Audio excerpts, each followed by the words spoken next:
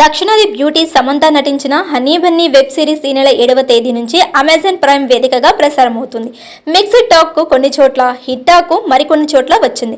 Action సన్నివేశాలలో Samantha బాగా నటించిందని, ఇలా నటిస్తుందని ఊహించలేదంటూ కామెంట్లు వస్తున్నాయి.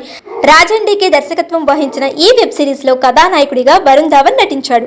హనీ బన్నీకి సంబంధించి ఇంటర్వ్యూలు ఇస్తూ సమంత బిజీగా ఉంటుంది. అయితే ఇంత క్లిష్టమైన యాక్షన్ సన్నివేశాలను సిరీస్ లో నటించేందుకు సమంత ఎంత పారితోషికం తీసుకుందనే విషయం ఇప్పుడు వైరల్ అవుతుంది.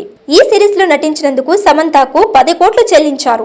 హీరోగా నటించిన వరుణ్ ధావన్ కు 8 కోట్లు ఇచ్చారు. అందుకు కారణం సమంతకు ఓవర్సీస్ లో కూడా మంచి మార్కెట్ ఉంది.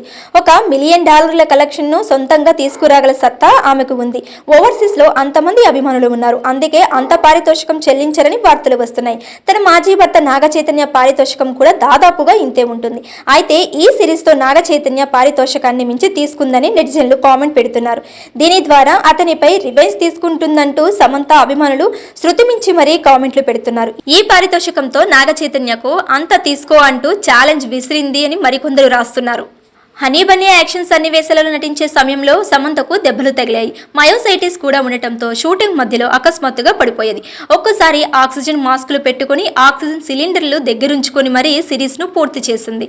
ఆమె నిబద్ధతను ఈ సంఘటనలు నిరూపిస్తున్నాయి. అందుకే అంత పారితోషికాన్ని చెల్లించారు. సమంతతోనే మరో సిరీస్ చేయడానికి రాజన్ డీకే ప్రణాళికలు రూపొందిస్తున్నారు. అయితే సమంత చేస్తుందా లేదా అనే విషయాన్ని స్పష్టంగా చెప్పలేదు. ఇప్పటికే ఐటమ్ సాంగ్స్ చేయకూడదనే నిర్ణయానికి తీసుకున్నట్లు ప్రకటించింది.